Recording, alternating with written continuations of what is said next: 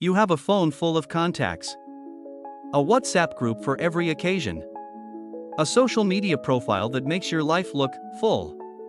Yet on a Tuesday evening, you sit in a room that feels completely empty. We are the most socially connected generation in human history and the loneliest. But have you ever stopped to ask a completely different question? When did loneliness actually begin? Not in the 1950s suburbs. Not in the industrial age. Scientists now believe the answer is buried in a cave in South Africa 60,000 years ago, and understanding it changes everything about how you see your own isolation today. In 2023, the United States Surgeon General did something that had never been done before.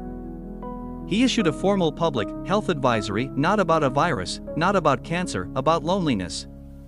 He compared its physical damage to smoking 15 cigarettes a day. The world covered the story for 48 hours, then moved on. But the data didn't move on. Researchers at Brigham Young University analyzed 148 studies covering over 300,000 people. Their conclusion: social isolation increases the risk of early death by 29%. That's not a statistic from a niche journal. That's a crisis hiding in plain sight. But here is the part nobody talks about. It's not the people with zero friends who are suffering most. It's the people with many.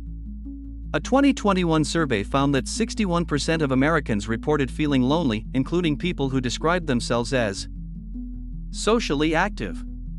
How is that possible? Psychologist John Cacioppo spent 30 years studying loneliness and found the answer. There are two kinds of connection. There is contact, seeing people, talking, texting, liking posts. And then there is what he called felt security, the deep, wordless knowing that someone truly sees you. You can have 500 contacts and zero felt security. And your brain cannot tell the difference between that and being physically abandoned in the wild. This is the trap of the modern age. We built the most sophisticated contact infrastructure in history: smartphones, social media, video calls, and accidentally replaced depth with volume. We traded one long conversation for 40 short ones, and our nervous systems are paying the price. The next time you feel that hollow ache on a Friday night while your phone sits full of unread messages, know this: it is not a personal failure. It is a biological signal, one that has kept our species alive for 200,000 years. Your brain is asking for something real.